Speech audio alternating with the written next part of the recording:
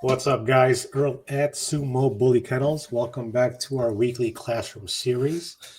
And today I am not going to bore your ears off because, based on my last two classroom series, guys don't like math, or you don't like spreadsheets, or you don't want to talk about it. But either way, I figured today I'll switch it up to give you guys something worth of value that maybe can help you and answer a lot of the questions that you guys ask me.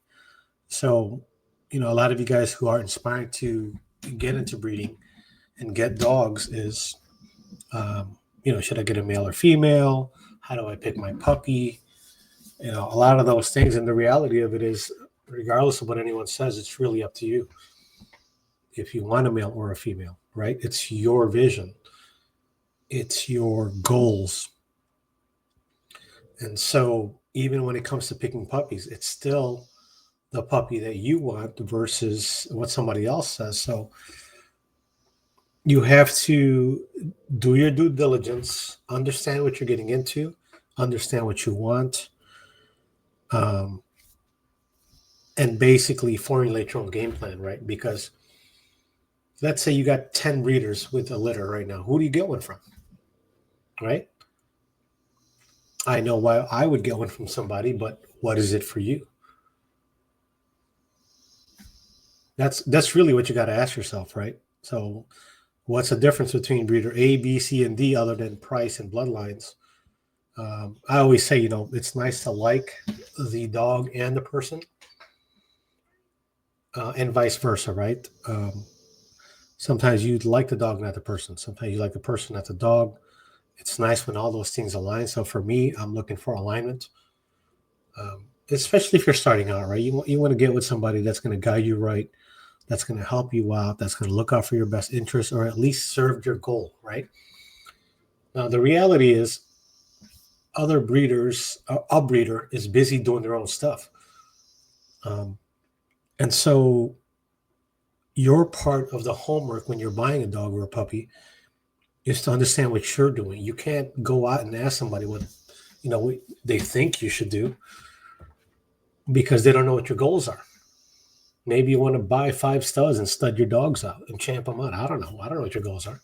So that goal has to come internally from you, and you got to formulate your own game plan, and then you have to consult or even have somebody guide you in how to get to your goal quicker, because someone's experience can definitely help you out and shortcut you there and avoid some of the pitfalls that happen when you are starting up and you just don't know what you don't know, right?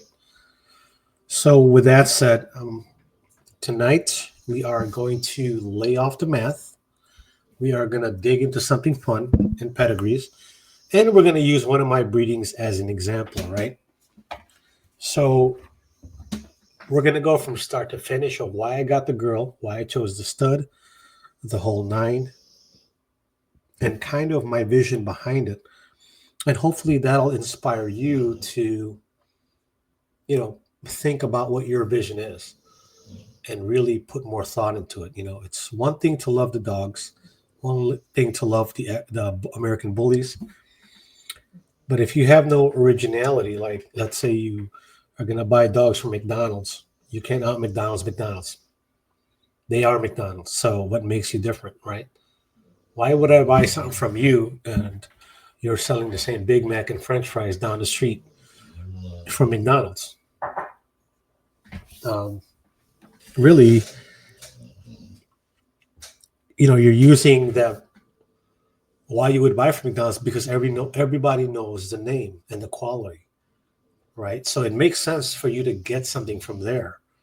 But the problem is if all you're doing is copying what McDonald's is doing and you're selling at a lesser price, then you don't have your own identity. And having your own identity is a big part of longevity and success. Because what stops the next guy from buying McDonald's and, basically doing the same thing you're doing, right? If you don't have a longer vision in mind, then you're capped there, right?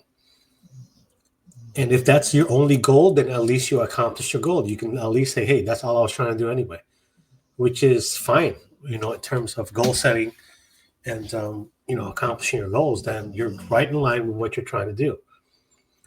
So, I mean, with that said, I hope the prelude to this episode makes sense.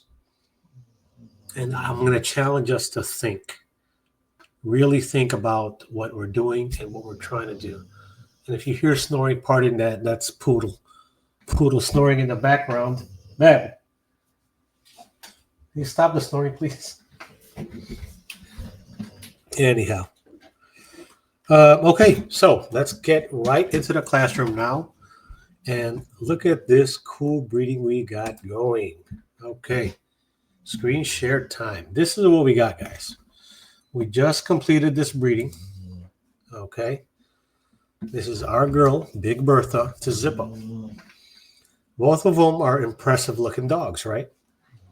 So it's like, oh, okay, that's all I got to do is like pick a cool dog to another cool dog. And, in essence, it is that simple. And it also is that complicated, doing your research on dogs, on pedigrees, marquee dogs in a pedigree, understanding productions and what those productions look like, and kind of having some kind of predictions and calculations of what it would be. So this banner right here, this breeding was completed last night. We got the sauce, and her numbers were on my machine on the WANFO was 27 and some change, making it optimal and ideal for a TCI.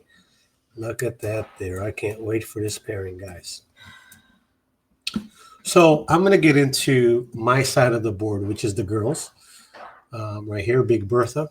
As you guys know, I love my girls. For me, the girls make my yard. For some of you guys are more for the studs. So I get it. So anyhow, we'll start here with Big Bertha from our yard. And here she is. Just a beautiful girl right there. Look at that nice side stack. Short back, as you can see. Nice thick rear. That's what I like. Short back, thick rears. Good head size, good stop on the back of the neck. And you can see here, right? And this is a younger picture of her, probably from like 7 months ago, if not earlier. So nice H frame, and she has nice straight cat feet up front, which we like, right? And she certainly is more developed now than she was back then. You can kind of see here her shoulder pop, the chest, the H frame. And look at the bottom here on this rear side.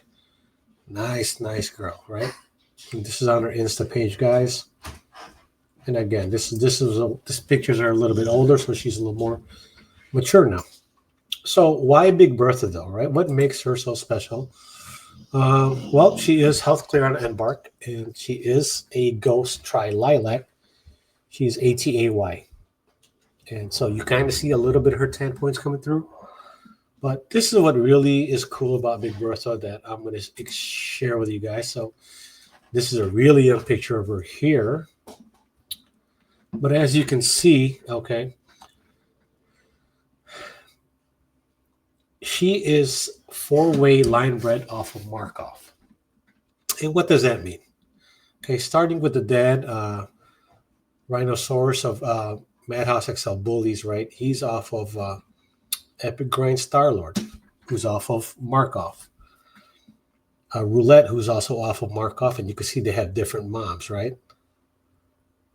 So he is a line-bred Markov boy, and I know that because the person, Joe, that I bought her from, actually bred and created Rhino. Rhino was one of his productions. So, okay, so just look at the dad side. You got Markov on both sides of this tree, making Rhino a line-bred male, which means he's going to have a high COI, COI, coefficient of inbreeding, and high COR, coefficient of relationship.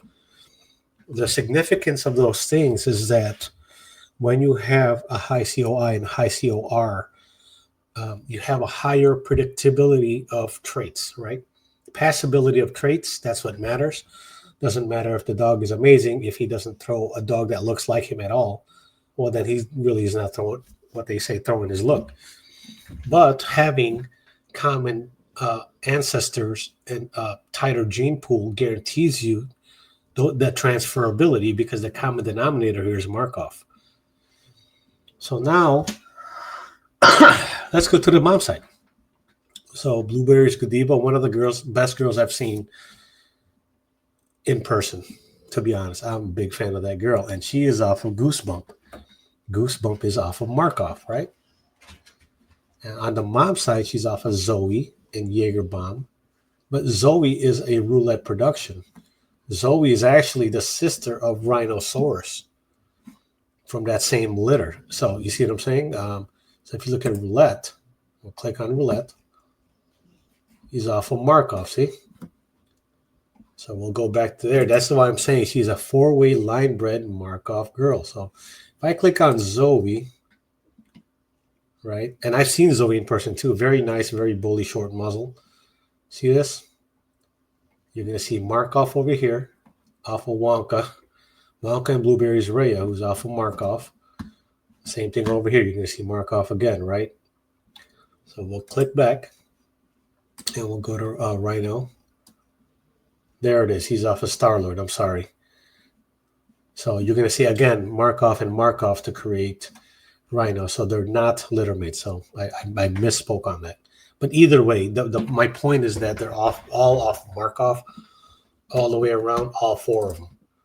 And so this was a very special breeding for me. And so we bought Big Bertha off this litter, because all this work right here, this saved me about 3 generations of line breeding. What a steal. What a great way to start off on a heavily line-bred girl like this. And her COI is up there. It's like in the 30s. So that's my side of the board, right? So now let's pause for a second. So what the marquee dog in this pedigree is Markov, right? That's who we're chasing here. And if you don't know who Markov is, he's basically one of the early godfathers to all the tri dogs now. You know what I mean? He was one of those early on impressive tri lilacs, big head. There he is. And you're going to see certain dogs, that always show up in pedigrees. Coleon Kennels King. Man. And it's pretty cool to kind of geek out to understand where we are today. And, with a lot of dogs that we all are a fan of. So anyhow, that's Big Bertha's pedigree. And she's very young when we took this picture. But the line breeding is there. Goosebump is a phenomenal looking dog. You got Starlord. Zoe's nice. Man, Roulette is even a nice dog. And of course, Markov. But anyhow, all right. So let's move it along, right? So what happens here is we like Zippo, right? So you see a dog you like, right? Let's say, okay, let's look more into this dog that I like. Mango. So now you look at Zippo, and this is a young picture of Zippo, right? And we'll get into it, but already at a young age, he's showing a lot of breed type. And of course, the males are more impressive. So what is it about Zippo, right? Well, let's start on the mom side right here. Henny Gorgeous, who's off of Goosebump, who's off of Markov, right? On one side of it. And then you double down on that, and you throw Bossy Stacks in there. Come on, man. Are you kidding me? So if you guys don't know, Bossy Stacks is one of those dogs that is a hell of a producer, right? Legend. Bossy Stacks. Markov. Legend. So just off the mom's side already, you're seeing high-powered dogs off high-powered pedigrees, which is incredible, right? Mom is loaded. First gen on the pedigree, she's already loaded up. Gotta love that, right? So when you skip over to the dad side, what do you get? Well, you get King Zion. King Zion is another hell of a producer. I mean, man, you want to talk about King Zion Productions? His productions are still relevant. You know what I mean? So with a lot of these dogs, it's just that, we have, as breeders, we have recency bias. So we're always looking at the current dog, but you don't understand. You got to also understand how he got here, right? So King Zion's one of my favorite dogs. In fact, I have two. I have a King Zion daughter, and I have two King Zion granddaughters of Hershey and Katana, Champion Katana. Those are off Zion. Bossy's Adios. What a hell of a dog, right? He's another one that's, man, he comes in a lot of pedigrees. Him and Show-Stopping Ace. Like a lot of the major dogs now that are produced by this tier of dogs came from Adios, Ace, Markov, Zion, right? So you got to kind of understand the depth of pedigree. And what does that mean? Well, we know which dogs, I'm sorry, stacks. I forgot to even say stacks, but we understand how these dogs produce, and they produce this next. I mean, look at Zippo, right? I've been talking all this mess, but look at Zippo. He's amazing. What an amazing dog. And this is a young picture of him, right? So let's just take a moment and actually look at Zippo. There he is. Look at him. And this is a cell phone pic, cell phone video, no fancy schmancy about it. Look at him. Look at that breed type, man. Big head, short neck, wide shoulders, H-frame, nice chest, clean feet. I mean, what else? I mean, you really can't say nothing about him. You know what I mean? Here he is. The man himself, look. And this is just a regular old cell phone video. But he definitely has the breed type, right? What we want to see out of a male is we want to see that width, the chest, the shoulders, big old head like that, And it's amazing. Look at this guy, man. I've been a fan of this guy since he was young. Look at his proportions, the bone on the forearm. I mean, that's just, look at that muzzle. Look at his cheeks. Look at his head, man. Just an amazing looking dog. And I love it, Again, what is this? This is Markov. This is, Stacks. This is, and if you guys know, Stacks is a blue tri. This is Adios, right? This is, all those things combined to make a dog like this. And look at that. Just a magnificent specimen of a male. He's not my dog. But he is a dog, and he's an amazing dog, right? And this is what I mean by not being a hater, by, being able to like other people's dogs and appreciate them and remove, being unbiased about, as much as you can be. So I love Zippo, man. I always have. He's just an incredible dog. And his blood, his pedigree aligns with a lot of stuff that I have on my yard. It really does, because everything that made him is on my yard. And so that's why, and then seeing him, it just further solidifies my concepts, right? Because everything is concept and proof of concept. So moving right along into the classroom, let's get into, so I picked him, and then I looked at his peds. I said, okay, perfect. This is exactly what I want. Pedigree study, right? Phenotype, genotype. Does it line up, or am I doing an outcross and kind of, you know what I mean? I'm still line breeding at the end of the day, which is great. Great for anyone who believes in this litter, man. It's going to be amazing. So when we go to Pitpedia, we'll double down on Pitpedia, and they have a tool called Test Mating. Check it out sometime. So if you're trying to plan a breeding, this is a really, really cool tool. So shouts out to Pitpedia or whoever implemented this. I don't know, so I can't give credit where credit's due, but just doing this is amazing, because now we get to put two dogs' pedigrees side by side, Instead of having two windows open and looking it back and forth, we get to see it on one screen. What a cool concept, right? Shouts out to you, whoever it was. Man, good job. Thank you for saving me some time. I appreciate it. So here we go. Up top, Big Bertha and Zippo. Henny Gorgeous, you got Zion, you got Rhino, you got Godiva, right? Next tier down, you're going to have, this is still the same pairing, you're going to have Goosebump. On the back end, here you'll see Goosebump as well. Star-Lord, Adios. So right then and there, Goosebump, hell of a dog. Zion, hell of a dog. Godiva, hell of a dog. Rhino, man, he's got so many productions, dude. I don't know much about Star-Lord.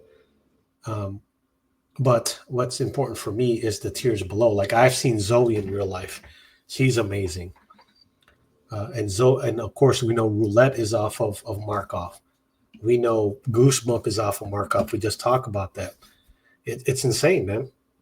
It is literally insane that you're going to get Markov 3 ways on this board with a touch of Adios, with Goosebump, with Bossy Stacks off of Henny Gorgeous. I mean, you want to talk about all the heavy hitters? They're all on that pedigree. Because all you got, you know what I mean? They're only showing this, but it's like, okay, who's Goosebump off of? Click on Goosebump here. Yep, sorry. See, Callie's off of Stacks. Stacks is off Adios. You know what I mean? And so forth and so on. So if you just keep going down these pedigrees, you're going to find common denominators in dogs that it always lands on. Like, for example, something lands on Goodbar or Wonka, that's going to land off of Markov. You see what I'm saying? Like Adios even. If you land on Adios, well, guess what? You're going to land on Ace. You know, there's certain dogs like King Liger, Zion. You know, the more modern dogs, you're going to see Zion in a lot of that, or you're going to see Stacks, 3 generations back. So it's important, to be, as a breeder, to have your own vision, right? But you also got to be a student of the game. You got to understand how we got here so that you can produce equal to or greater than where we currently are, our current state of being in terms of us as a bully breeder, XL lane. You got to understand where we are. How do we get to this dog, right? And that's what I'm saying with pairings, right? So when you guys reach out to me and I ask you a question and then I really don't know how to answer you, right? It's not that I'm trying to give you a generic answer. It's just that what I'm thinking about, you haven't thought about. And so I tell you, like, you can't out-sumo me. I am sumo, right? So you can't, you can like what I'm doing. You could get something from me and then create your own, but you can't duplicate what I'm doing because that's original to me as a breeder.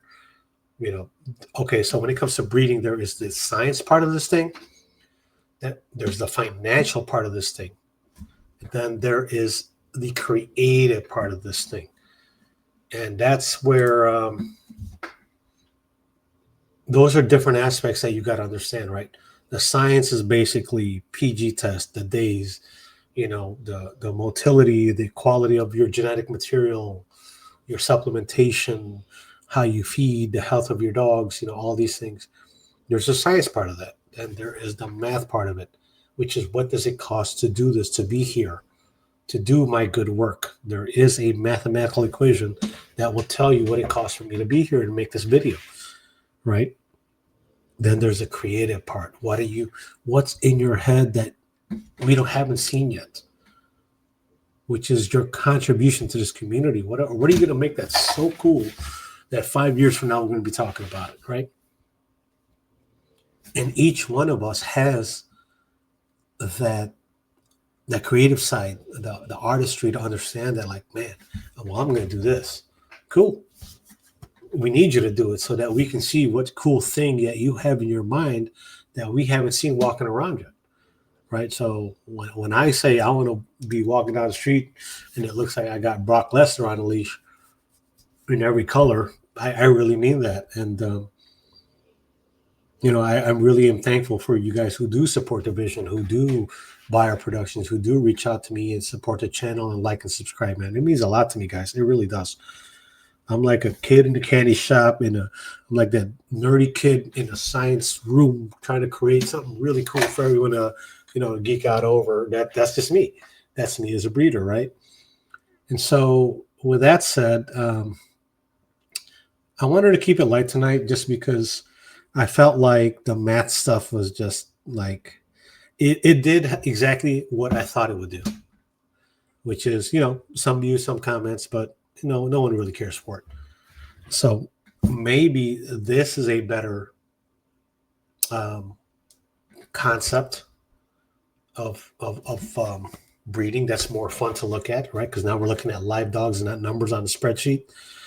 And so hopefully this video does better than my other two classroom ones. Because otherwise, guys, again, I don't want to hear myself talk. And if you don't want to hear it, I don't want to talk about it. I'll just keep it to myself. There's no need for me to sit here and create these videos and to talk about, my journey as a breeder. If you don't want to hear about it, it's just my thing. So I would really, really appreciate it if you like this video, subscribe and share it with somebody to help motivate me to put content together that matters to you, right? I want to help. And anybody who's ever talked to me or texted me knows I will help you. But I don't want to keep trying to do something that I think will help you and you don't even care to watch it. So anyway, I'm not going to beat that dead horse. With that said, guys, I am super fired up about this breeding. Man, Big Bertha the Zippo is a banger. That is a banger. We hit her right on numbers, hit her with a TCI with the help of my friend RC. Man, that guy's an amazing repro guy. I do a lot of my own repro, but that guy's better than me. So it's about finding people who are better than you at what you do. So right then and there, right? It's like finding a better dog than what you have, finding a better like, can I do a TCI? Yes. Is this guy better than me? Absolutely. So I pay him, right? Let's stop shortcutting and being cheap and let's put it into what we're doing, right? I could do an AI, sure. I could do a TCI. I've got tons of videos on that stuff. So why do I pay someone else to do it? Because he's better than me. He has more experience than me. Guy's an amazing person. I'm a fan of his work. The body of work he's put in and what he's shown to me, man, I trust that guy 100%. But how many people actually say that, right? Even when it comes to the dogs, people can't even acknowledge a good dog if it's not theirs. And that's what that's what I provocate for is stop all the hating, be unbiased. Let's give our flowers to the people who deserve it. And let's help them grow because, man, a guy like that should be elevated at a platform for his contribution to our community. 20 years doing this stuff, man. What an amazing person. What a great guy. So appreciative that he gave me the time of day and we got to be friends. So that's what I'm about. And I'm hoping that I give that energy to you if you're watching this, is for us to really come together as a community and elevate each other, right? So with that said, guys, Earl Sumo Bully Kennels, 30 days in counting to confirm this litter. If you don't have a spot yet, you better get on here because I promise you, once I confirm this, I might sell out before they even pop out. Just letting you know, all right? Cool, guys. I'll catch you guys on the next one, classroom episode, and I promise not to bore you again.